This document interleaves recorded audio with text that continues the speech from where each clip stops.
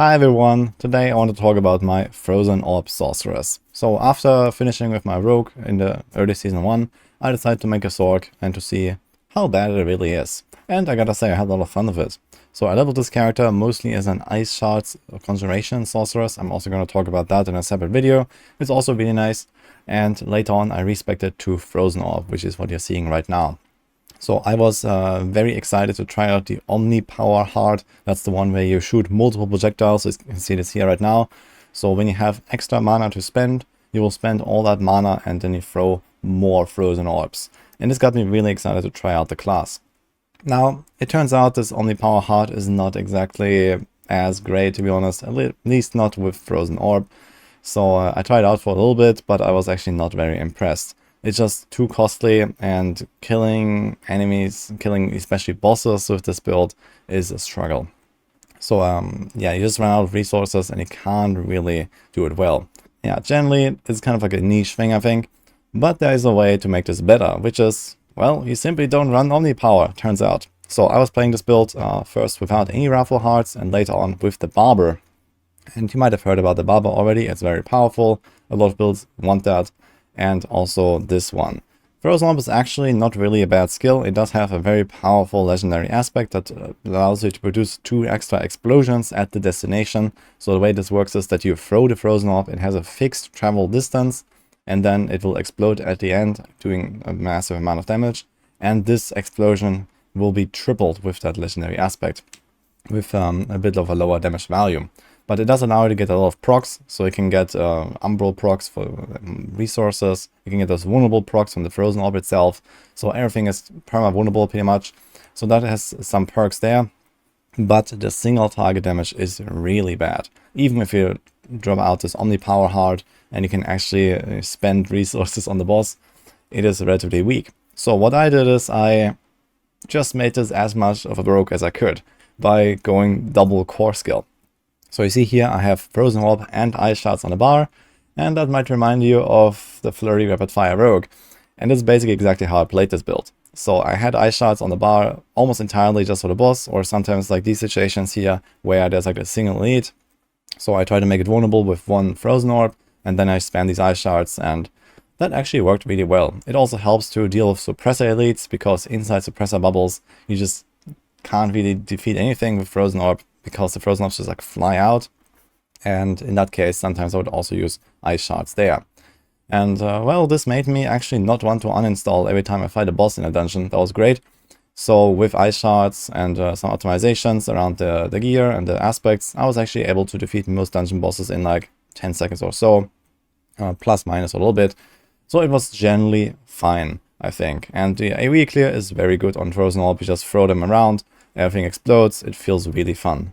Now, I don't really have like a great point of comparison here to other sorcerers builds so far, so I haven't really seen many of those in action. I know that Ice Shards is generally pretty good. I know Blizzard is very powerful. So those are the builds that people are playing as far as I'm aware. But I think this Frozen Orb is definitely some kind of like mid-tier build or something like that. It feels really nice, but it does require a bit of power and a bit of like time to really get online. So I didn't level the early game with Frozen Orb. I only respected this at level around 80 or something like that. And I had been playing mostly Ice Shards before that. Most importantly, you need to get heavy investment into resources. So you want to have 1 or even 2 resource aspects. You want to have some mana cost reduction. And you also need that Frozen Orb power, that is a drop only aspect, so that you can kind of get this build online. But there's no uniques required, so it's not really that crazy. And I think the build will work just fine, basically as soon as you have these things kind of figured out. So I can go into the setup here. I made this default planner, so you can check it out. We have the skill tree, we have the Paragons, so this is exactly what I'm playing right now. And I think I have a really kind of nice rounded combo. People are also saying Sorcerer is extremely squishy right now. I can actually absolutely not confirm that. I gotta say I feel pretty much invincible with this build. One of the reasons is that we have Icefall. So whenever you kill frozen enemies, you get a 15% barrier of like 15% of your maximum life, and it stacks. So this is really powerful. Then we have Ice Armor that you can just press whenever you want. And also have the Ice Armor aspect that gives you Unstoppable for 3 seconds, in addition to the Unstoppable coming from Teleport. So you basically cannot be crowd controlled, you can keep enemies far away from you all the time, and you get lots of barriers. And even now, like being around level 90 or something like that, I did not really feel any issues with survivability so far.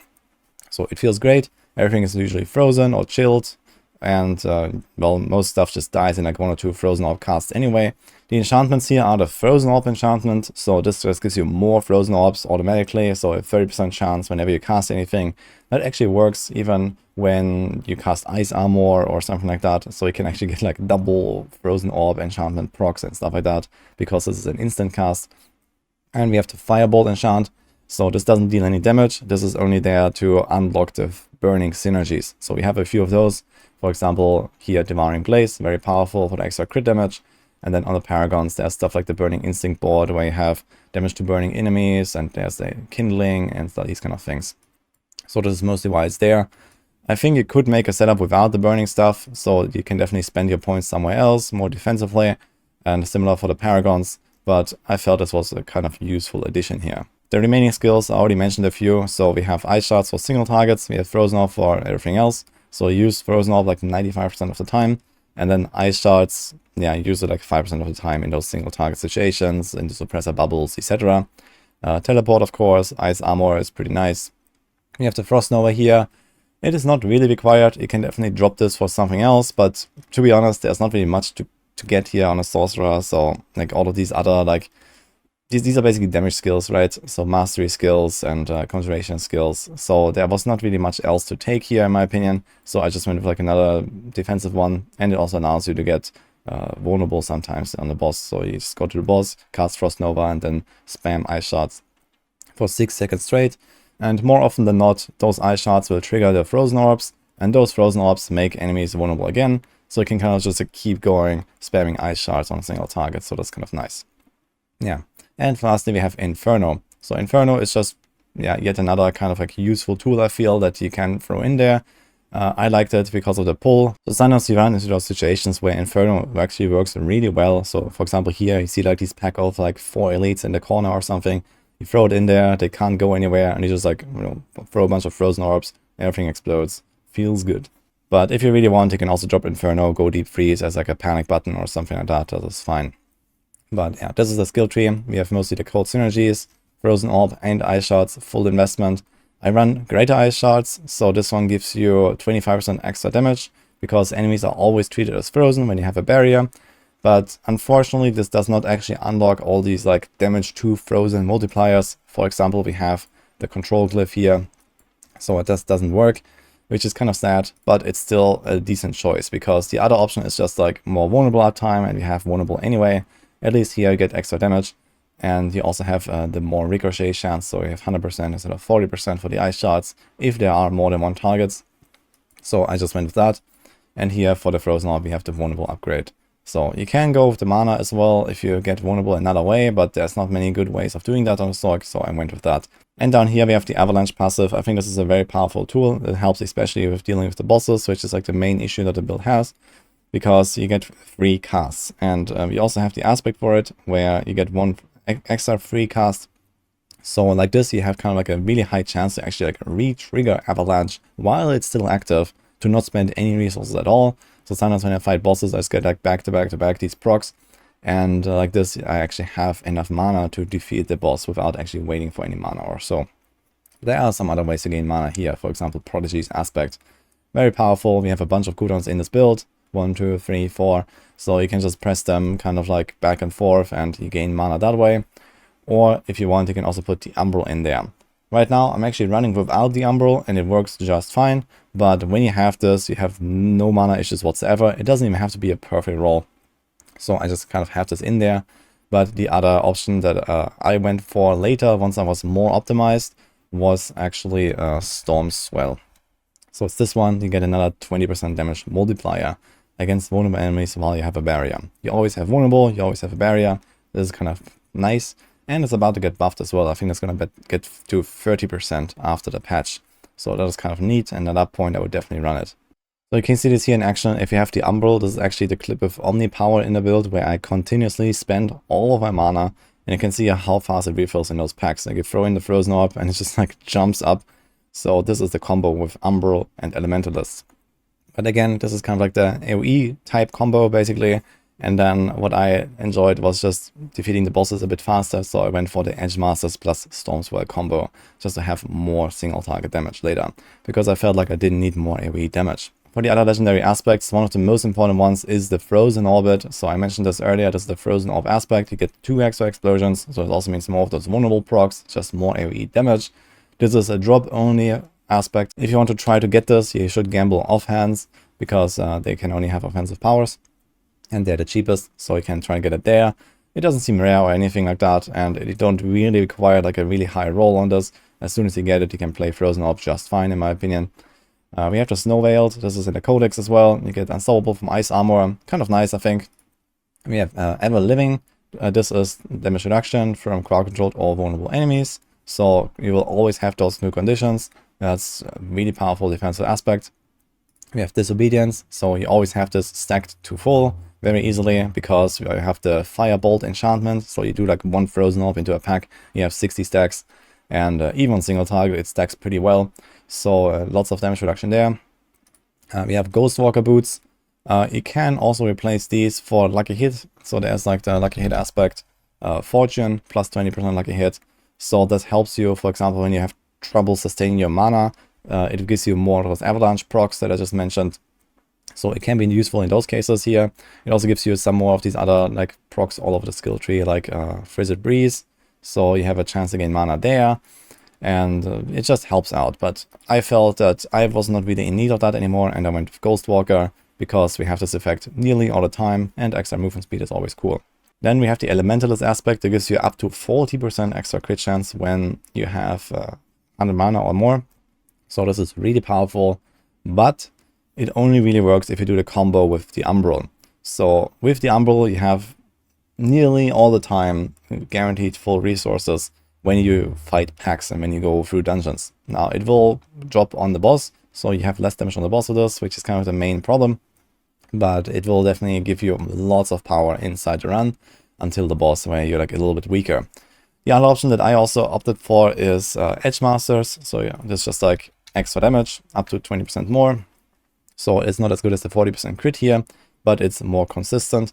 And I also don't run Diablo anymore, as I mentioned. And in that case, you don't refill your resources that quickly all the time. And you just don't have this condition met with the 100 or more mana all the time.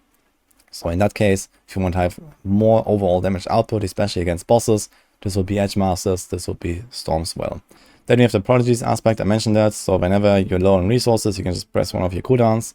And lastly, you have Conceited. I put this on the neck because it's a relatively powerful effect, I think, and you have it also up all the time. So I put it here. So this gives you that consistent extra damage. So you may notice there's no Ice Shards aspect here. This is not a full Ice Shards build. We use it so rarely, it's only for single target. So you don't need this piercing effect for Ice Shards. I just left it out because there are so few offensive slots here on this build where you can get any kind of damage and you want to stack more single target damage. For the item sub priorities, it's nothing really out of the ordinary, I think. So you want to get cooldown, you want to get mana cost reduction, you want to get crit, vulnerable, and then, of course, the skill ranks, Ice Shards, and Frozen Orbs on the gloves. Attack speed, kind of nice to smooth it out.